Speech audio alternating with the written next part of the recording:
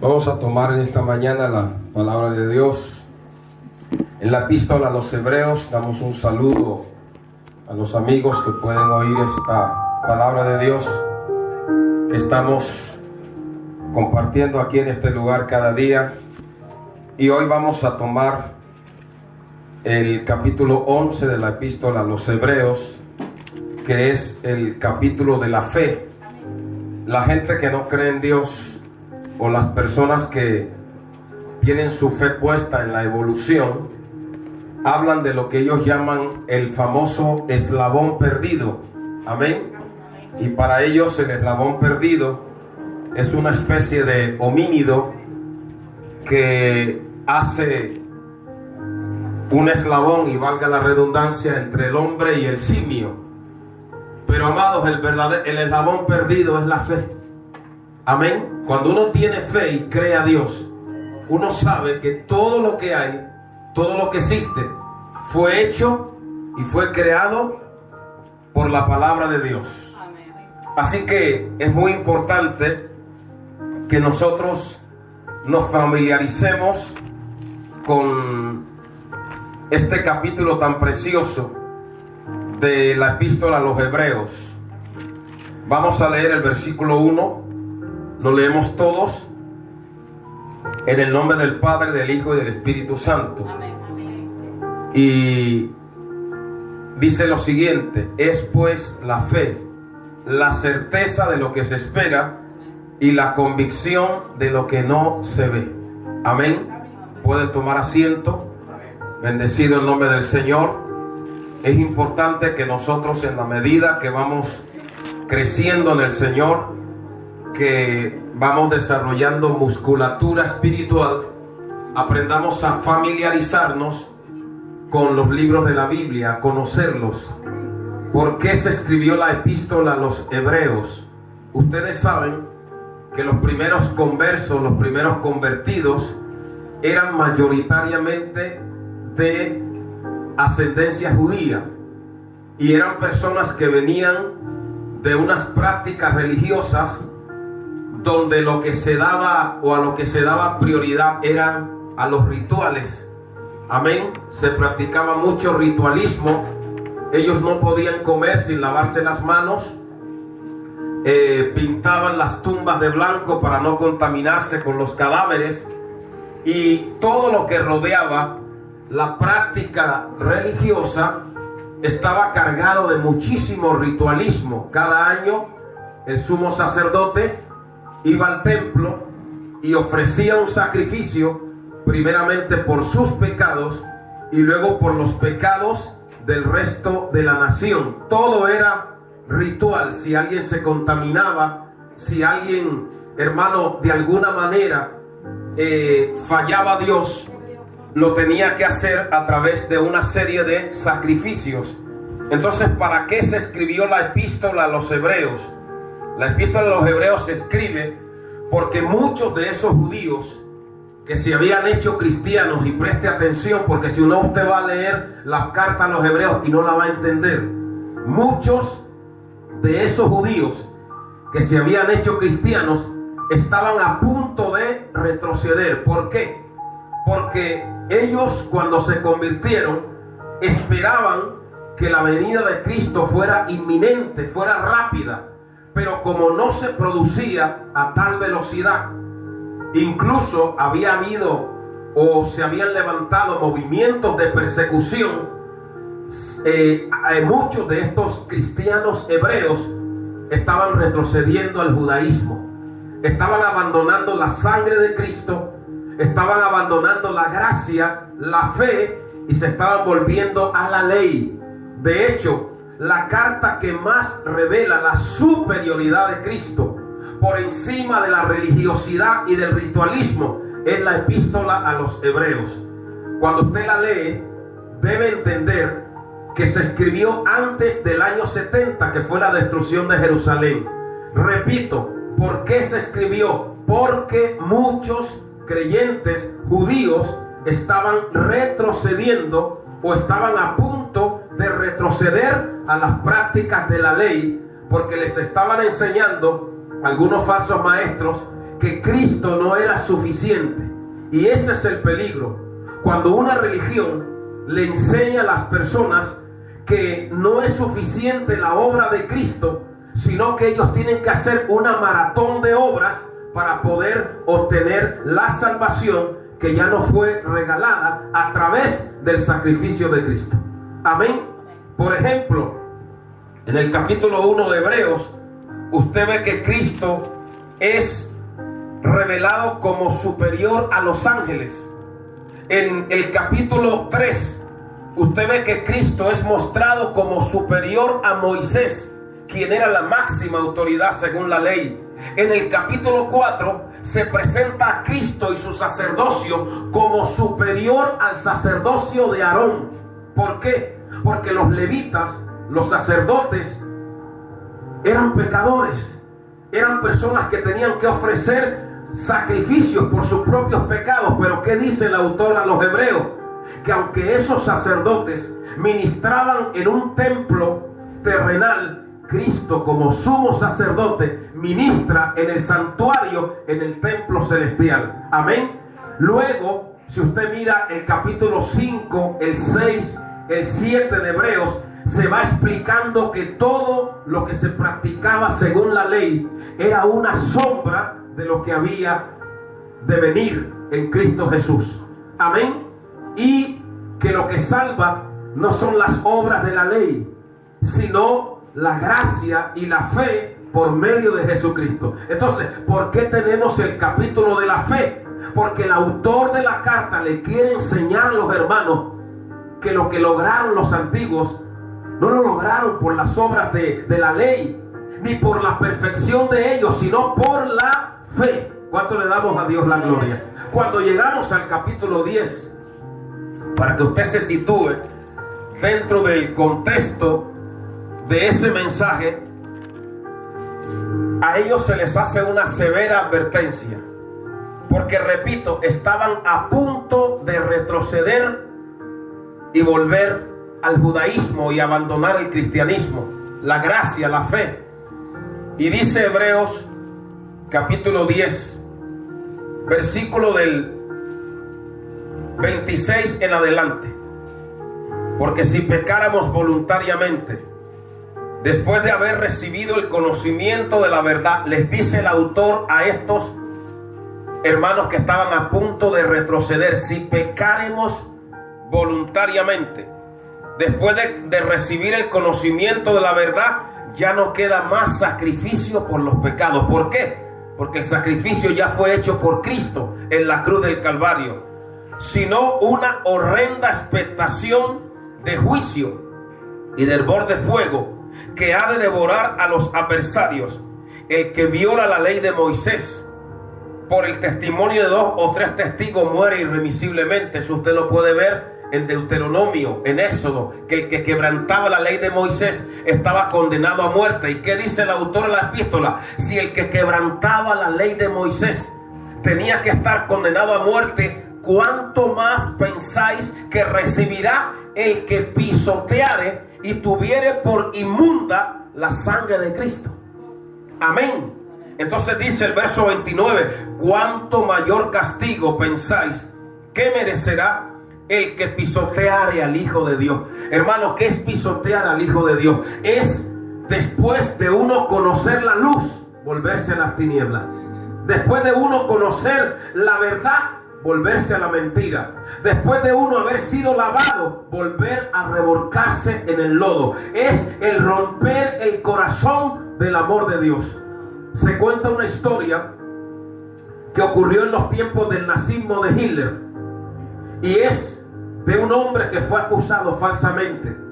Este hombre, hermano, fue torturado de una manera salvaje.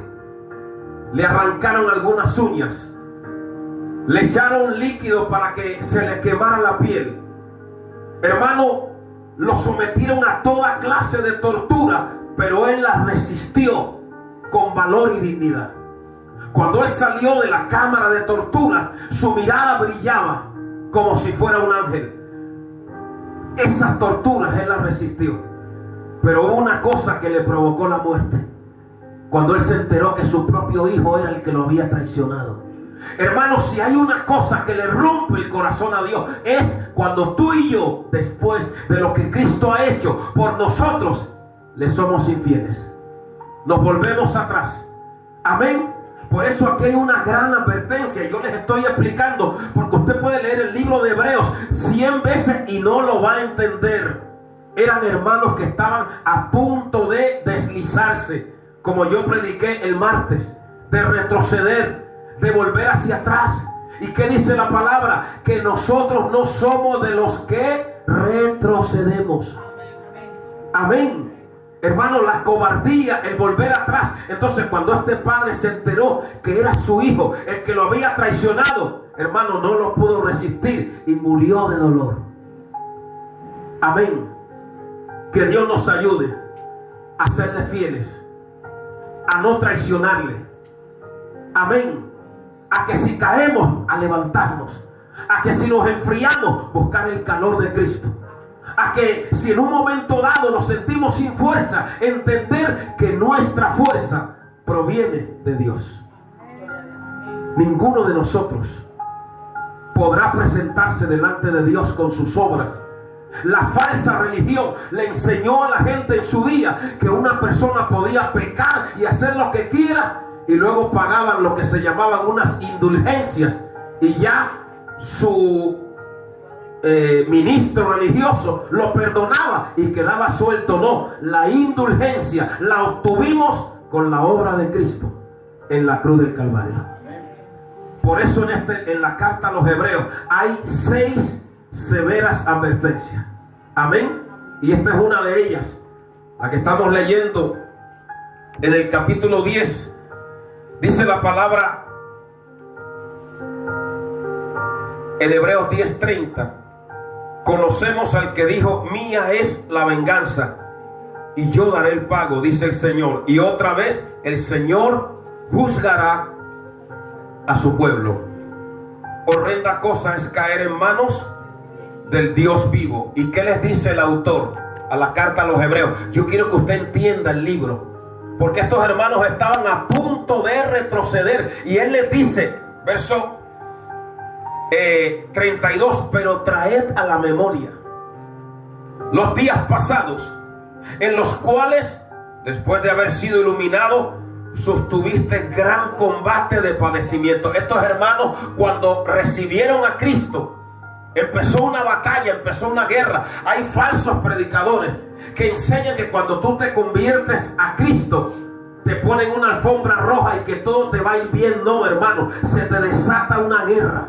El enemigo se levanta, el diablo se enfurece. ¿Por qué? Porque sabe que es un alma que está perdiendo para siempre. Porque sabe que esa persona que tiene a Cristo se va a volver, en vez de un contaminador, un purificador. En vez de ayudar a destruir la naturaleza, la va a construir. Que todo lo que esté en derredor de esa persona va a ser bendecido. Y el diablo le hace la guerra y le pone obstáculos y le pone dificultades, pero el que está en nosotros es mayor que el que está afuera cuando le damos a Dios la gloria. Entonces hay personas que cuando ven la guerra, cuando ven el fuego del combate, me encanta un pasaje en el libro de Job que habla del caballo y dice que cuando él ve la guerra, él se prepara y no retrocede. El creyente verdadero, el que ama a Dios, cuando ve la guerra, cuando ve la batalla, sabe que le ha levantado esa batalla porque ama la palabra, porque ama la verdad, y no retrocede, porque, repito, no somos de los que retroceden. ¿Cuántos pueden adorar al Cordero? Le den un aplauso al Señor. Esta carta, hermano, la carta a los Hebreos es tan importante que es como un cable de emergencia que se le está tirando a esos creyentes para que no retrocedieran, para que no volvieran atrás. De hecho, esta carta, usted ve que cuando murió Jesús, ¿qué dijeron los que lo crucificaron? Su sangre sea sobre nosotros y sobre nuestros hijos. Y añadieron, sobre los hijos de nuestros hijos. Esta epístola a los Hebreos se escribió antes de la destrucción de Jerusalén. ¿Cuándo fue destruida Jerusalén? En el año 70. El general romano Tito, vino tomó la ciudad, hermano, la cercaron. Flavio Josefo, el gran historiador judío, dice que el cerco fue tan terrible que recurrieron al canibalismo, porque no había alimento, no había comida. Más de 70,000 judíos fueron crucificados. Otros fueron llevados desnudos en cautiverio. Esa frase de que su sangre sea sobre nosotros fue terrible, hermano. Ustedes saben lo que ocurrió con el templo. Amén. Amén. ¿Qué hicieron los romanos con el templo de Herodes? Lo saquearon, lo destruyeron. Lo único que quedó de ese templo, ¿qué es? Eso que usted ve hoy en día en la televisión, el muro de las lamentaciones, donde usted ve a los judíos inclinándose y metiendo papelitos. ¿Para qué nosotros vamos a ir al muro de las lamentaciones cuando podemos ser templo del Espíritu Santo? Hoy a muchos lo que les queda es el muro de las lamentaciones. ¿Cuántos pueden darle a Dios la gloria? Entonces, antes de que eso viniera, vino este mensaje, vino esta carta a los hebreos. Amén. Y se les advirtió a esos hermanos de que no retrocedieran. Bendito el nombre del Señor. Y eran hermanos que cuando se convirtieron habían pagado un precio por su fe. Cuando tú amas a Dios, tú estás dispuesto a pagar un precio por esa fe que tú tienes, por ese Dios que tú amas, porque Él pagó un precio por ti. ¿Cuántos pueden bendecir al Señor? Por eso el autor, antes de yo llegar al 11, para que usted lo entienda, porque yo oigo personas que se meten en el capítulo 11, pero no saben por qué. ¿Por qué el autor está enfatizando acerca de la importancia de la fe? Porque eran personas que creían que ahora podían apartarse de la fe, apartarse de la gracia y acercarse a Dios por medio de sus obras. Pero por medio de las obras de la ley, dice Gálatas, nadie será acepto delante de Dios.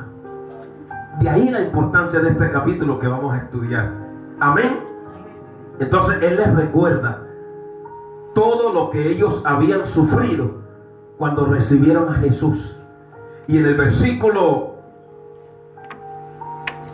33 le dice, por una parte, Hebreos 10:33, ciertamente con vituperios, léalo conmigo, tribulaciones. La palabra tribulación significa estar aplastado.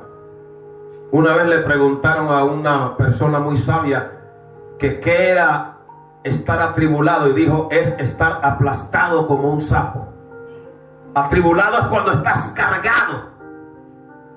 Y esos hermanos habían sufrido tribulación. Los romanos usaban un instrumento para limpiar el trigo y se lo pasaban al trigo y lo trillaban y se llamaba el tribulum.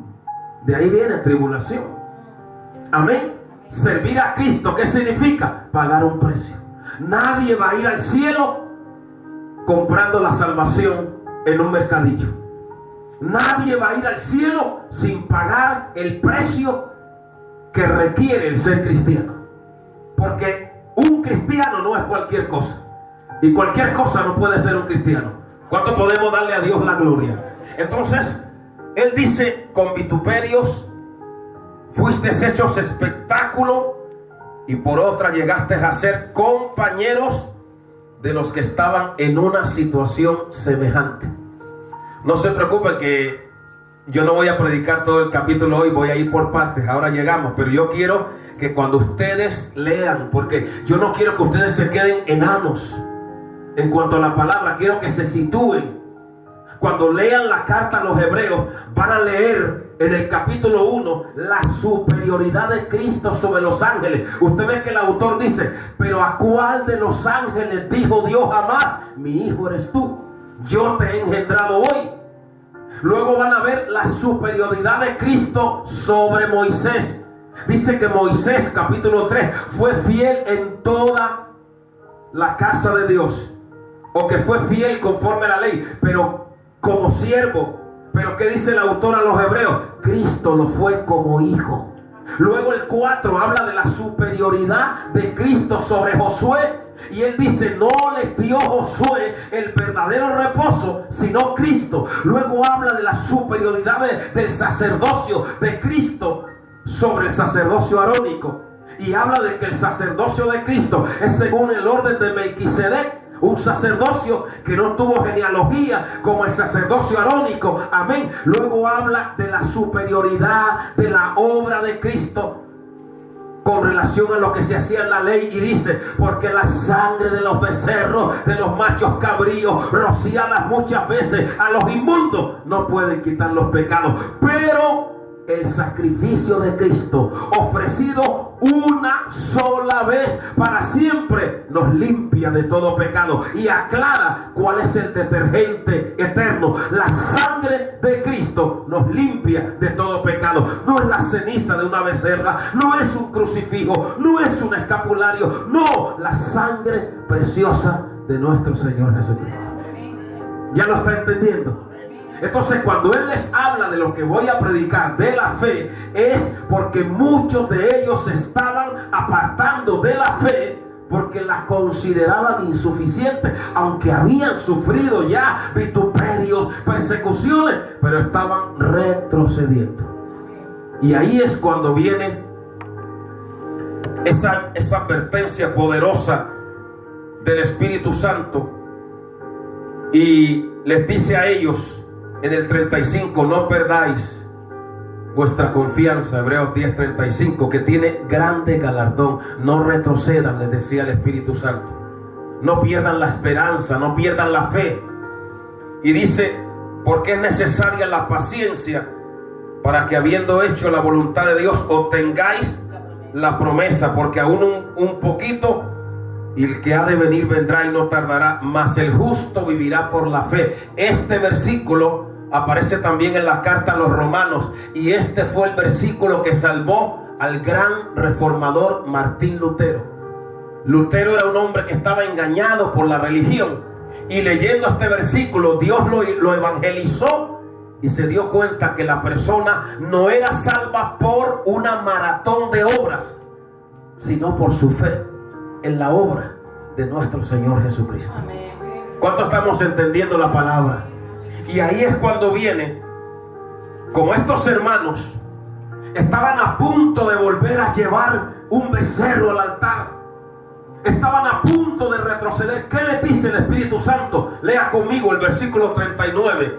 Pero nosotros, oiga bien, pero nosotros no somos de los que retroceden para perdición, sino de los que tienen fe para preservación del alma. Luego los hermanos que vinieron el martes recuerdan que les prediqué el martes ese versículo que dice, puesto los ojos en Jesús, el autor y consumador de la fe. A partir de ahora, capítulo 11, 12 y 13, Hebreos te va a hablar de la supremacía de ¿qué? De la fe, por encima del ritualismo, de las obras y de la religiosidad. Ahora sí vamos a entrar en materia. ¿Cuántos pueden darle a Dios la gloria? Vamos a entrar en el capítulo 11. ¿Qué es la fe? Nos dice algo. Hay la primera palabra que aparece es la palabra certeza. Esa palabra en griego es upostasis. ¿Y sabe qué era upostasis? El apoyo. Algo en lo que uno se apoya. Upostasis es todo lo contrario a hipótesis. ¿Qué es una hipótesis? Una teoría. Pero la fe no es una teoría. Dice, es la certeza. La upostasis es como cuando uno estudiaba, cuando uno era pequeño, y uno iba a las clases de química y hacía experimentos, y uno movía, ¿y qué es lo que quedaba abajo? La sustancia. Y ahí estaba la esencia. Esa palabra, cuando dice certeza, significa base de apoyo y significa la sustancia, la seguridad. Entonces nosotros cuando tenemos fe, no hablamos de teoría. No creemos en que si el hombre evolucionó no, nosotros creemos y tenemos una base de apoyo. Hay otra traducción griega que dice que esa palabra hypostasis significa el título de propiedad. ¿Y cuál es nuestro título de propiedad? La palabra de Dios. ¿Cuántos pueden bendecir al Señor? Entonces aquí nos está diciendo, es pues la fe, la certeza de lo que se espera y la convicción de lo que no se ve. Entonces, ¿cuál es el eslabón perdido para muchos? No es que anden buscando por allá a un simio que sea mitad hombre y mitad mono, no. Es la fe. El eslabón perdido es la fe. O tiene fe o no tiene fe. Claro, hay personas que tienen fe en las teorías. Y déjenme decirles que uno necesita más fe para creer en esas cosas que para creer en Dios. ¿Por qué?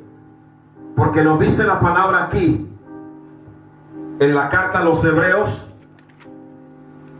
en el capítulo 11 dice: porque por ella alcanzaron buen testimonio los antiguos. Yo siempre digo que la palabra es antigua, pero no es anticuada. Amén. Versículo 3. Por la fe entendemos. Cuando tú tienes fe, el Espíritu Santo te abre el entendimiento. Y tú entiendes lo que no puedes entender con la lógica. Por la fe. ¿Qué entendemos? Dice haber sido constituido. La palabra constituir es una palabra griega que se llama katartizo, que significa equipar o amueblar. O sea que nosotros entendemos por la fe que todo lo que hay fue planificado por el gran arquitecto del universo que se llama Dios. Nosotros no creemos que todo el orden que hay se produjo por lo que conocemos como el Big Bang o la gran explosión. ¿Quién ha visto una explosión que produzca orden?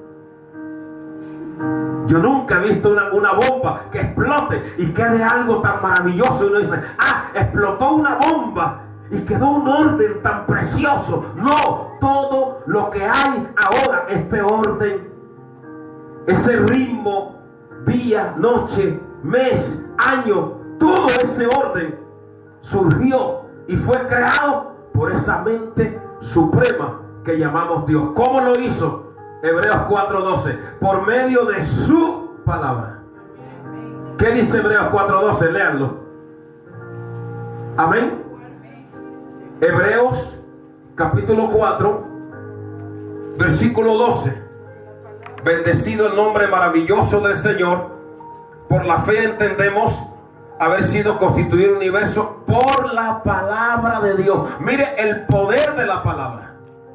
¿Qué dice Hebreos 4:12? La palabra de Dios es que, primero dice viva. Esa palabra viva es en griego zo, de donde viene zoe, vida. O sea, cuando Dios hablaba, surgía la vida.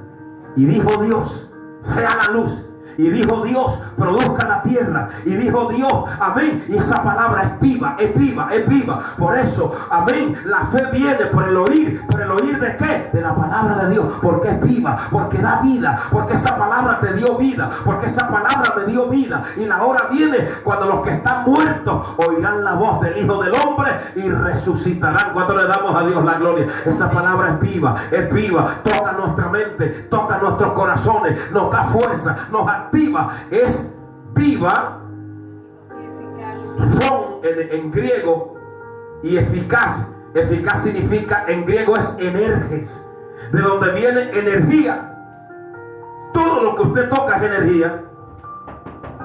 ¿Y de dónde viene toda esa energía? De una energía superior que surgió de la boca de Dios. ¿Cuántos pueden bendecir al Señor? Entonces la palabra de Dios es viva y eficaz. Dios daba la palabra y surgían las cosas. Amén. Por la palabra de Dios fueron hechos los cielos y la tierra. Amén. Seguimos. Vamos a hablar ahora de 3 personajes que se acercaron a Dios y fueron justificados porque eran muy buenos. Por sus obras, no, por su fe. O sea, la fe justifica al ser humano ante Dios desde el principio de la creación hasta el final. Y el primero que habla de esos 3 personajes que podemos considerar como antediluvianos, porque existieron antes del diluvio. El primero es Abel. ¿Qué dice el verso 4? Vaya leyéndolo conmigo. Por la fe Abel ofreció a Dios más excelente sacrificio que Caín. Esta enseñanza la he intitulado La fe marca la diferencia. Mira, la fe marca la diferencia en tu manera de adorar y de acercarte a Dios. Si tú tienes fe, tú te vas a acercar a Dios no con tus obras, sino con la obra de Cristo realizada en la cruz del Calvario. ¿Qué es lo que voy a explicar? ¿Cuál es la diferencia entre Abel y Caín? Vamos a ir al libro del Génesis. Génesis capítulo 4 nos habla de la fe de Abel. Génesis capítulo 4. Bendecido el nombre maravilloso del Señor. ¿Están ahí conmigo? Génesis 4:1. ¿Qué dice? Conoció Adán a su mujer Eva. ¿Qué significa esa palabra conocer en hebreo? Llegarse íntimamente a ella. Es un eufemismo, una palabra más suave para omitir que tuvieron relaciones sexuales. Y Eva concibió y dio a luz a Caín. ¿Y qué dijo Eva cuando dio a luz a Caín? Dígalo.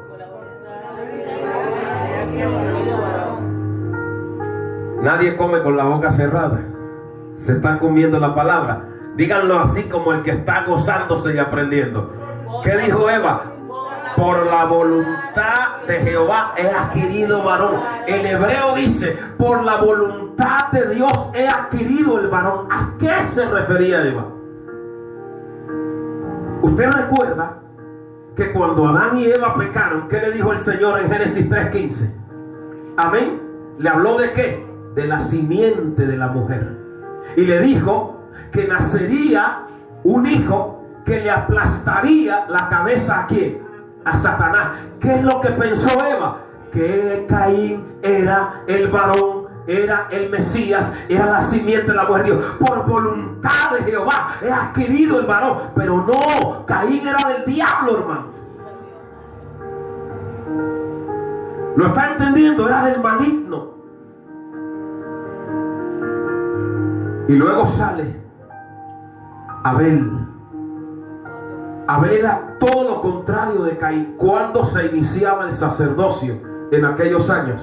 A la edad de 30 años. Los padres instruían a los hijos, les enseñaban que para acercarse a Dios había que hacerlo a través de un sacrificio, y todo eso lo había visto Caín y Abel.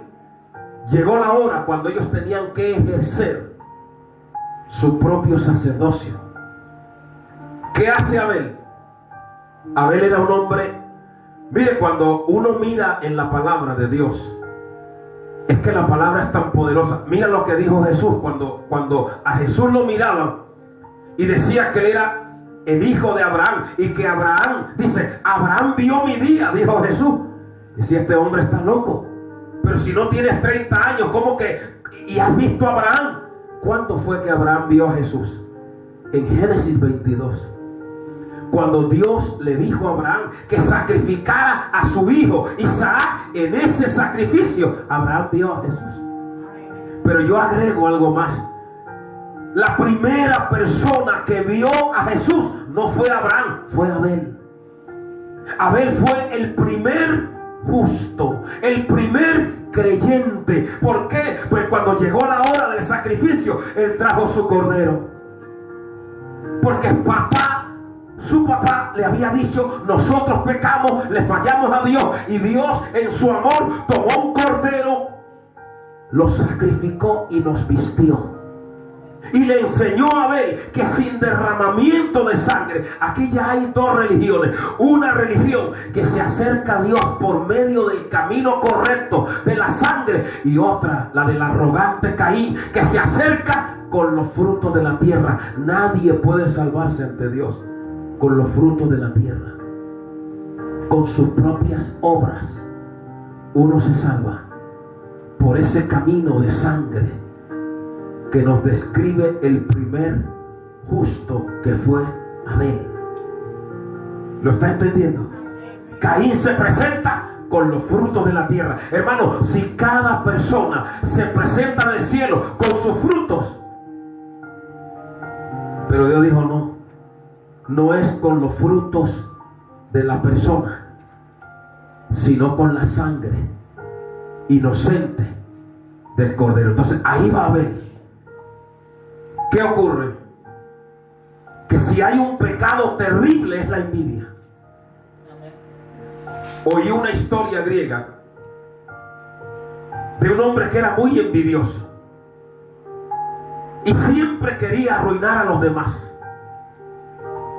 Y había una persona que él odiaba y estaba prosperando, y el rey, ellos le servían al rey, y el rey lo llamó. El rey se dio cuenta, le dijo: pídeme algo, pero solo quiero que sepas una cosa, que todo lo que tú me pidas, el doble se lo voy a dar a esa persona.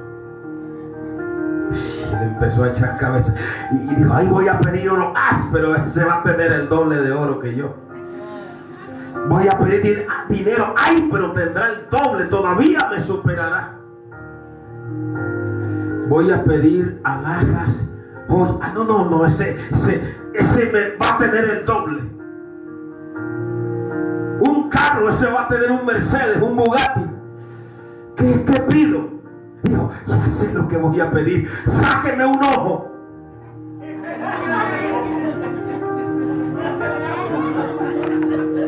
¿Lo ha entendido? La envidia. Que Dios nos guarde, que Dios nos ayude a que esas cosas tan malignas no crezcan en nosotros. Amén. Hermano, hubo un cura, o vamos a llamarle así, un seminarista. Yo le estoy explicando esto paso a paso, y yo prefiero así para que sigamos el próximo domingo con la fe. Este hombre se llamó Mendel. No sé si han oído hablar de las leyes de Mendel. ¿Qué dicen las leyes de Mendel? Que cuando en una familia un padre tiene dos hijos y hay uno que sale un borracho, un asesino, Mendel lo explica por la herencia genética y dice: es porque en esa línea genealógica un hijo, el otro sale muy educado, muy estudioso. Dice: el bueno salió bueno por la línea de la mamá, y el corrupto, el sinvergüenza, porque en la línea del papá hubo un antepasado. Figúrese que lo de Caín y Abel derrumba las leyes de Mendel, porque vamos a ver qué antepasado tenía Caín para ser tan malo. Pero hay otra ley que dice: no, es el medio ambiente. ¿El medio ambiente qué es? Dice: si colocamos a todos en un barrio rico, les damos consolas, les damos móviles, les damos televisión en color, los llevamos a las mejores universidades, todos serán buenos. No, porque uno es lo que uno tiene en su corazón. ¿Qué ejemplo le había dado Eva y Adán a Caín y Abel para hacer esas cosas? Caín creó un pecado nuevo, hermano. Oiga bien lo que le estoy diciendo.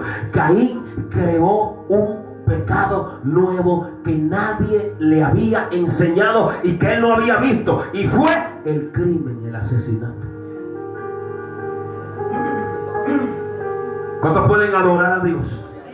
¿Cuántos pueden glorificar a Dios? ¿Y por qué?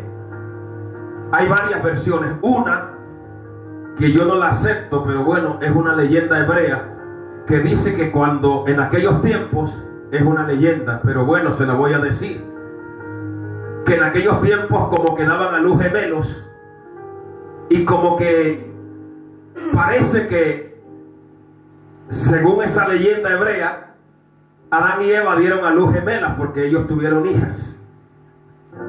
Y él se enamoró de una de sus hermanas, pero a ella le gustaba más bien a Abel. Y él lo quitó de en medio por amor a una de esas gemelas. Eso no tiene base en la palabra. Amén. Si nos circunscribimos a la palabra, lo que dañó el corazón de Caín fue la envidia. Y usted dirá, pero qué malo era Caín. ¿Usted sabe cuántos Caínes hay hoy en día? Terrible. ¿Usted ha oído a alguien que le ponga un nombre a su hijo Caín? Yo no conozco a nadie que le ponga a su hijo Caín. Bueno, será una excepción. Amén. Él dice que porque Caín era el bueno y el malo era el... Amén. Bueno, la hermana conoce a alguien que se llame Caín. Yo no conozco a nadie. Yo conozco a mucha gente que se llame Abel, pero no Caín. Amén. Entonces, ¿qué hace Caín? Dios le habla a Caín. Mire lo que dice la palabra de Dios. Dice que: y aconteció andando el tiempo. Estamos hablando de cuando ya los dos tenían 30 años, que Caín trajo del fruto de la tierra una ofrenda a Jehová, y Abel trajo de los primogénitos de sus ovejas, de lo más gordo de ellas, pero no miró con agrado. Primero dice a Caín y a la ofrenda. O sea, Dios primero mira a la persona antes que lo que pueda ofrecer. Y se ensañó Caín en gran manera y decayó su semblante. Entonces Dios le dice a Caín, Dios le habló a Caín y le dijo: ¿por qué te has ensañado? ¿Por qué ha decaído tu semblante? Y le dice Dios: si bien hicieres, no serás, léanlo, enaltecido.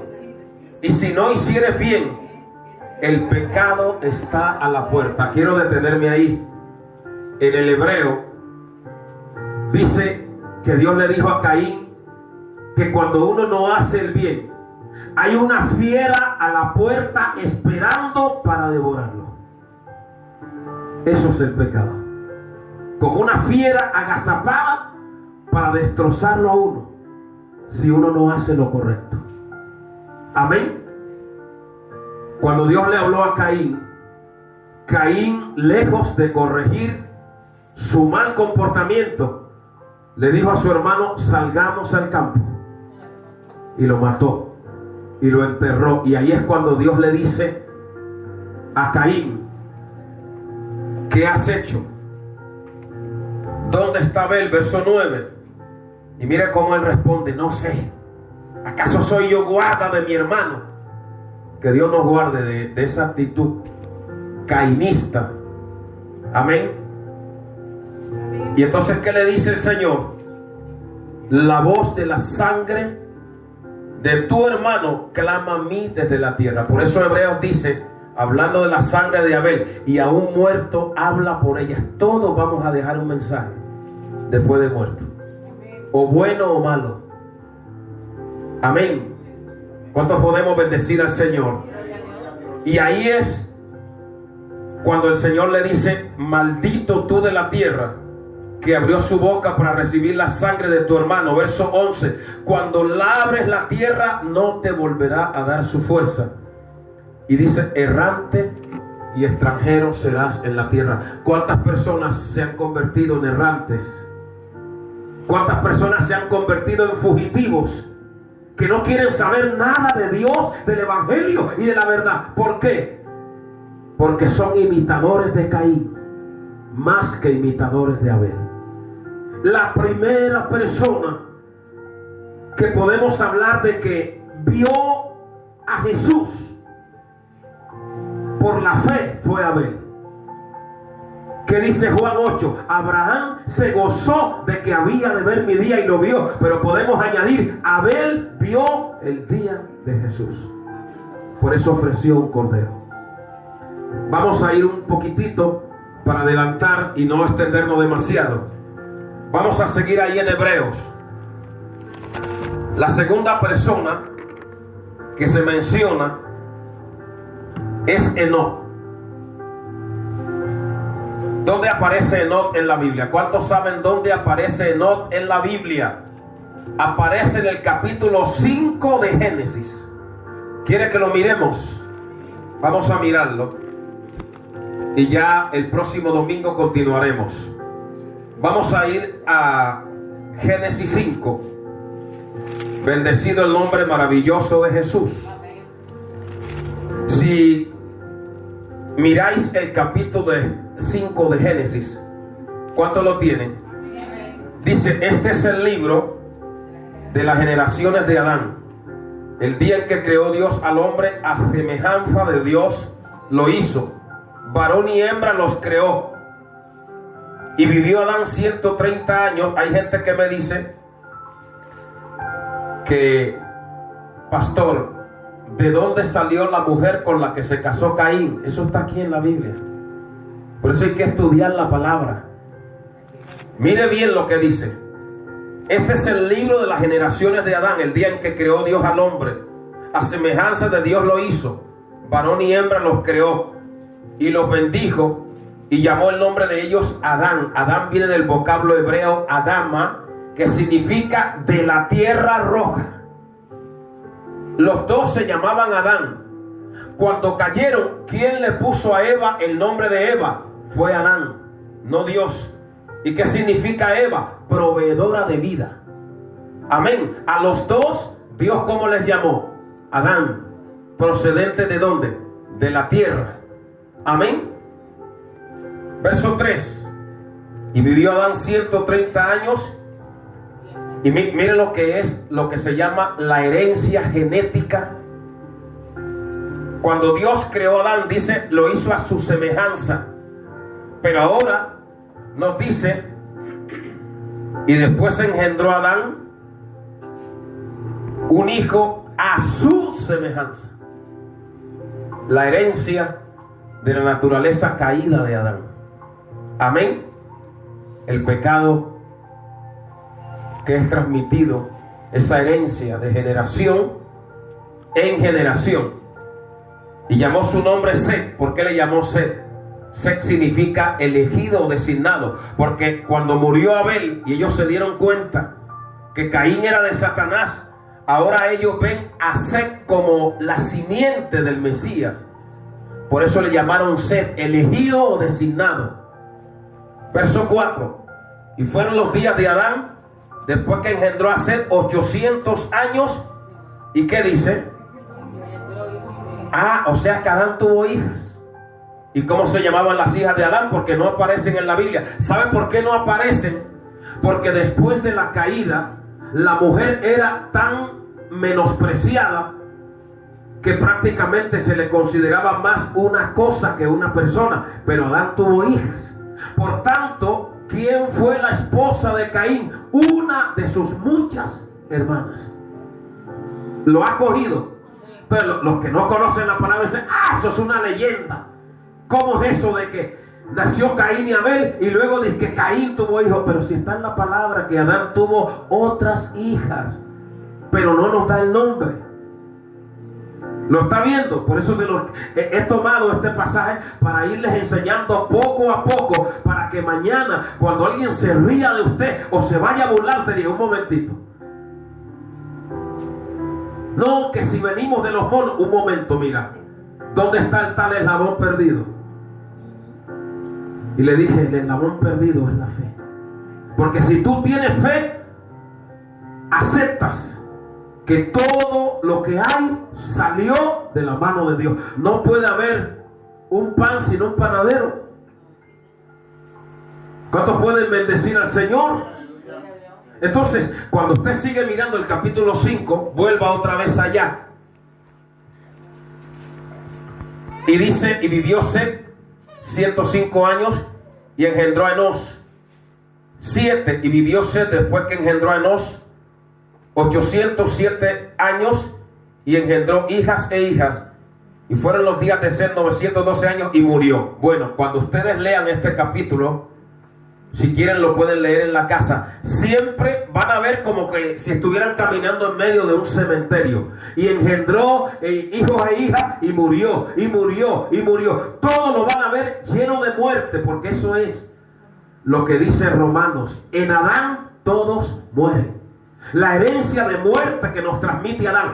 Pero el mensaje lo voy a terminar con uno que rompe esa herencia de muerte: Enoc. Repito, caminen por el capítulo 5 de Génesis y siempre van a ver, y murió, y murió. Y es un cementerio. Pero ¿dónde se corta ese cementerio? En Enoc. En Génesis, capítulo 5, versículo, vamos a leer desde el 19 en adelante. Y vivió Jared, después que engendró a Enoc, 800 años, y engendró hijos e hijas. El padre de Enoc fue Jared. Y fueron los días de Jared 962 años, y murió. Vivió Enoc 65 años, y engendró a Matusalén.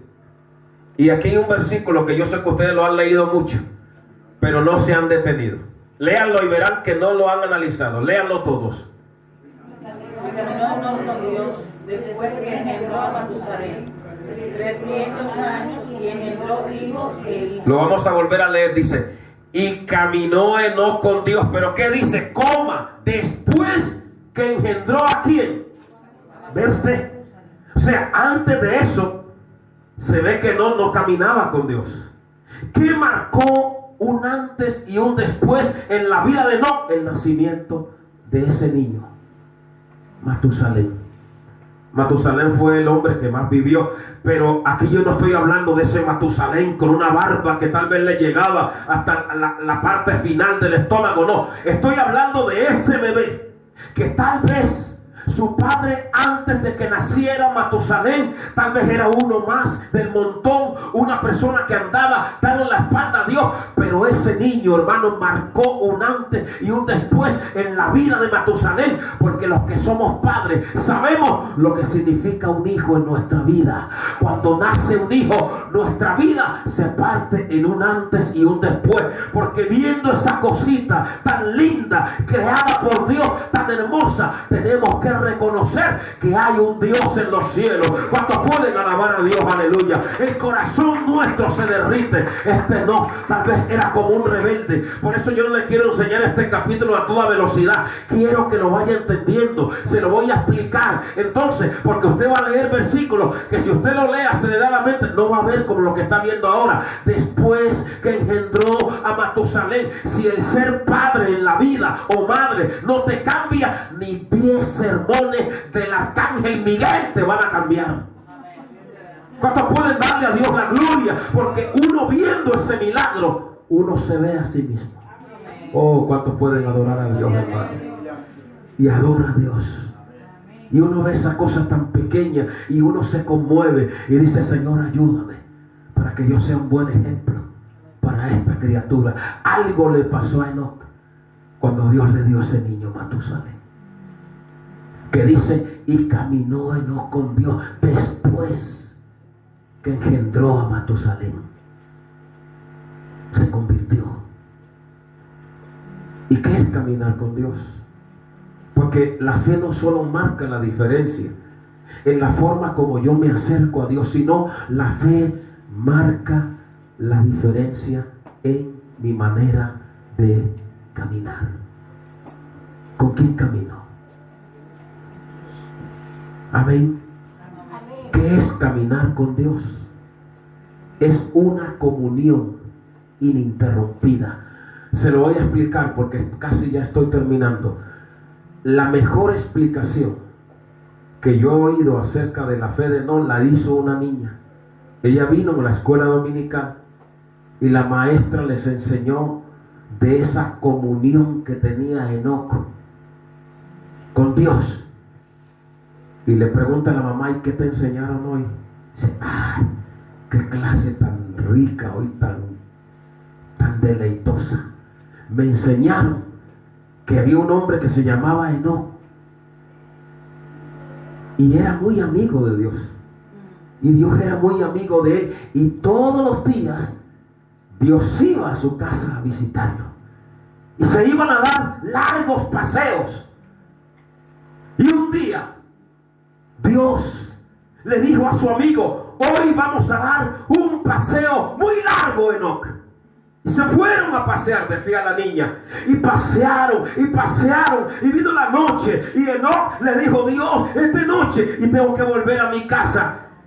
Y su amigo Dios le sonrió y le dijo: Enoc, hemos llegado tan lejos que está más cerca de mi casa que de la tuya. Y se lo llevó a caminar por el cielo. ¿Cuánto le damos a Dios la gloria? Aleluya. Oh, ¿cuánto podemos bendecir a Dios? La historia de Enoc es tan linda porque es la única persona que en ese cementerio que hay en el capítulo 5 lo rompe, porque dice: y murió, pero cuando llega Enoc se detiene la muerte, porque dice que él caminaba tanto con Dios que desapareció. Aleluya. Dios se lo llevó al cielo. Oh, ¿cuánto le damos a Dios la gloria? Es el rapto, porque la palabra en 1 Tesalonicenses capítulo 4, ¿por qué Dios se llevó a Enoc? Usted me dirá: pero pastor, si Dios lo podía haber salvado en el arca, en el diluvio. Pero hay un mensaje profético, porque la Biblia habla de tal cosa como el rapto de la iglesia. Antes que viniera el diluvio, Dios se llevó a Enoc. Y en 1 Tesalonicenses capítulo 4 del 13 en adelante dice que cuando venga el Señor, aleluya, hablando del rapto de millones de personas que van a desaparecer antes de la tribulación. Hay predicadores que dicen que la iglesia va a pasar por la tribulación. Yo no lo creo, porque en Apocalipsis 3:10 dice: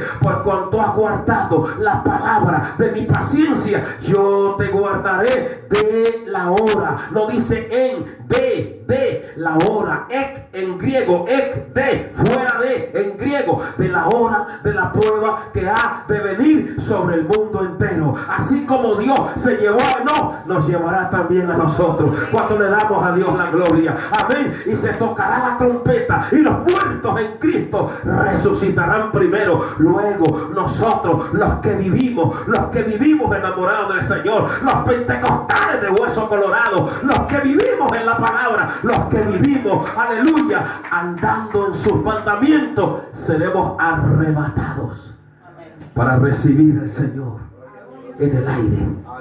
Y así estaremos siempre con el Señor. Hermanos, que Dios nos ayude a ser hombres y mujeres de fe. Mire, en la medida que les vaya explicando este pasaje, ustedes van a ver que en este libro no se habla de los defectos de ninguno de ellos, que los tenía. Solo se habla de sus virtudes. Siempre usted va a ver que ahí no se habla de ningún defecto, sus virtudes. ¿Por qué? Porque todas nuestras imperfecciones, cuando le servimos a Dios, quedan cubiertas en Cristo Jesús. Póngase en pie, vamos a adorar al Señor. Ya seguiré el próximo domingo, si Dios lo permite. Levanta tus manos. Padre, te adoramos. Señor, te bendecimos. Te damos gracias, Dios soberano y eterno, por tu palabra que hemos compartido, Señor, en esta mañana acerca de la fe. Te pido, Dios, que aumente nuestra fe. Levanta esas manos.